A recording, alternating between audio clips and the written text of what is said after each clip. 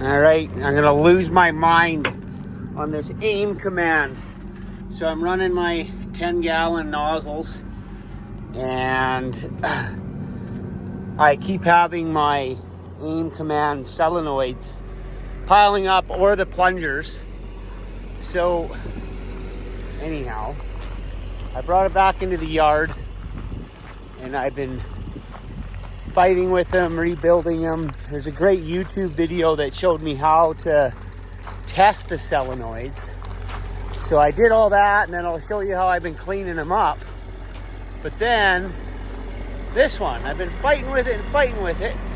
And so this is a checked solenoid. I checked it, verified it, cleaned the plunger, did everything, and it's still doing that. Then I come out here and I tapped on it, because that's what all farmers need to do, of course. That didn't fix it, oddly enough. And then I loosened it, and away it went. Oh my word. So there's an O-ring in there. So I'll stop the video, and then I'll just shut it off.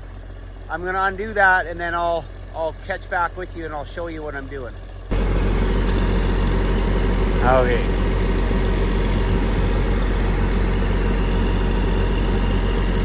Make sure the plunger stays in there.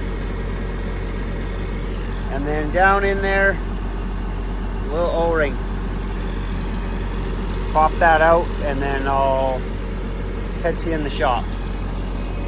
Okay, so you need 9-volt. This is a 12-volt power supply, so I don't have to use a little battery. So I got it set at 9 volts. These are the plunger packages if you get a new one. And I don't have a new package for a solenoid, but I do have my Rocky Mountain. So there's the plunger. There's the plunger part number. Here's the solenoid for the aim command. And now this is just aim command, not aim command pro. So I don't know, I'm almost assuming it's a different solenoid. So this is aim command. And yeah, 126 is solenoid, 127, and 27 just for the plunger. So what I've been doing is, how can I do this? I don't have my tripod out here. Okay, that'll work.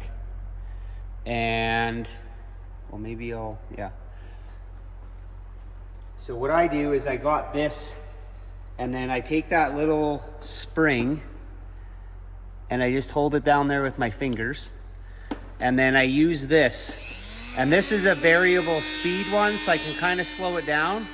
And then I get all of that, because there's a bunch of little gunk on there, almost like corrosion.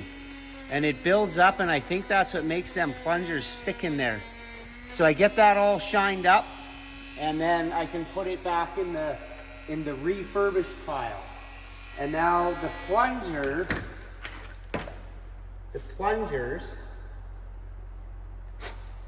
I take a different one, and I got a little sanding wheel on it. And it's hard to keep these little suckers tight in there.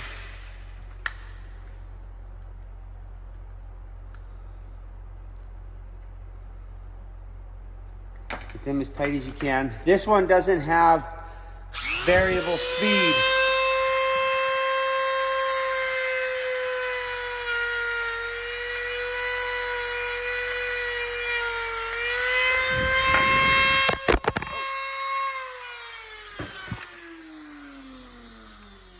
Okay, so I just go all the way around with that little Dremel tool, and I sand inside of there, and then I take them over, and I got a really good air chuck. It's just a Princess Auto special, but I mean, it works good. Blow them out so any of your little sanding particles get blown out of there.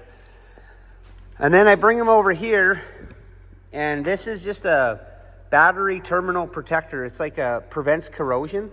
And I spray down inside of there. I get my little plunger that's rebuilt. I spray it, and then I plop it in here, and then I package it up as a unit ready to go. So this is a refurbished one ready to go. And then you test these things. Again, let's see if I can set this up. Okay, I had to go get my tripod. That was just being annoying. Okay, so there's an A and a B. So this is the one that I rebuilt. And let's see if we can see. The A is on this side. It's not really focusing, shoot, sorry. And then, there we go. And the B is on this side. And most of them, that little split that you see in the back, that's a kind of a good way to tell. So that's the B, which is the ground. So we'll take our black and we'll get it seated there. And then we'll take our red, and remember we're at 9 volts.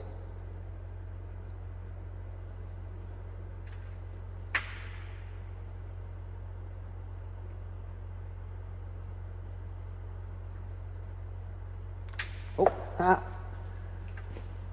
okay.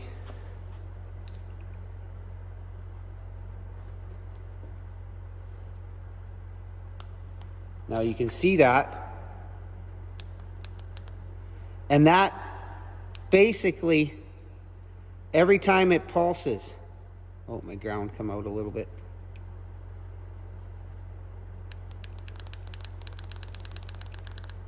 However fast that does that. Now the problem is that O-ring, this O-ring here in this package, it seats down in here.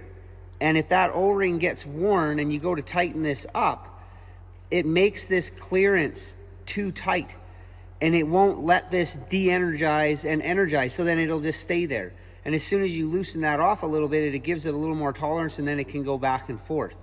So I am going to recommend that when you change a solenoid and it's giving you grief, put the new O-ring, not the old O-ring, because I think it squishes too much. And this was the part number for the O-ring. So I think I've got a bunch of these in my kit. Okay, so we're gonna go back out there. We're gonna install this one with the new O-ring, and then we'll see if it works properly. And then I'm gonna finish going through my solenoids. So I check them all with that 9 volts. I clean them all on the inside, and then I clean all my plungers. And then, like, I haven't had many plungers or solenoids that have failed, and I kept buying new ones at $130 a crack, which is ridiculous. And then sometimes I would stick even a new one in there, and it would start to, like, just dribble out. And I think that's because I haven't been changing the stupid $2 O-ring or whatever they bill you for that. So, okay, back we go. Okay guys, I thought I was videoing and I wasn't. I plugged it back in with the new O-ring and it actually didn't work. It was dribbling out of there like that. So even with the new O-ring, you can still over tighten your solenoid. As soon as you back that solenoid off, it's still like snug. So it's not gonna unspin. Plus it's hooked into the wire. So just be wary of that. New O-ring, plug it in, don't over tighten it. You'll affect that tolerance in that silver part. And then the plunger won't have enough room to go back and forth. So hopefully this will have helped somebody. Again, just the information on 9 volts, checking your solenoid. Them solenoids, they're drawing new out of the box. They draw 0.40 of an amp. And when I'm checking some of these, they'll go down to like 0.38, 0.39, which I think that's negligible. I don't think you can say that that's an issue, but I am assuming that over time these solenoids can wear out. Like they're pulsing non-stop. You can hear them clicking.